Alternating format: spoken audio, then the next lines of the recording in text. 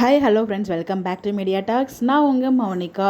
So நம்ம Kumaran and Vijay 2 பேரும் சேர்ந்து ஒரு 2-3 டேஸ் பேக் வந்து லைவ் வந்திருந்தாங்க. அந்த லைவில் ஃபுல்லாக பாட்டு பாடி செம்ம ஜாலியாக வைப் பண்ணிகிட்டு இருந்தாங்க. இது கொஞ்சம் டிலேவான அப்டேட் தான். அது வந்து பார்த்திங்கன்னா லைவ் பாடிக்கிட்டே பேசிகிட்டே வந்து பார்த்திங்கன்னா அப்படியே ரோட்டில் நடந்து போவாங்க. அந்த லொக்கேஷன் ரொம்பவே நல்லாயிருக்கும். என்னடா இது நியூ லொக்கேஷனாக இருக்குது, எங்கேருந்து வந்திருப்பாங்க அப்படின்னு சொல்லிட்டு ஸோ எனக்குமே டவுட் இருந்துச்சு. ஸோ அதுக்கு நானுமே கெஸ் பண்ணி பார்த்தேன். இது வந்து எக்ஸாக்டாக எனக்கு தெரியல, இது என்னோட கெஸ்ஸிங் தான். பட் நான் லைவ் வீடியோ கொஞ்சம் டிலேவாக தான் ஷேர் பண்ணியிருக்கேன். பிகாஸ் நிறைய லைவ் வீடியோ வந்து ஃபேன் பேஜஸ்லேயே ஷேர் பண்ணியிருக்காங்க. ஸோ நிறைய பேரில் பார்த்து தெரிஞ்சுக்கோங்க. ஃபுல்லாக பாட்டு தான் அவங்க வந்து பாடியிருப்பாங்க. ஸோ நம்மளால அதை ஷேர் பண்ண முடியாது. ஸோ நிறைய பாட்டு வந்து பாடியிருந்தாங்க. செம்ம ஜாலியாக வைப் வந்து பண்ணிட்டு இருந்தாங்க. அந்த நியூ லொக்கேஷன் என்னவா இருக்கும் அப்படின்னு பார்த்தோம் அப்படின்னா, ஸோ அன்றைக்கி தான் வந்து கோட் சீன் மேக் பண்ணியிருந்தாங்க.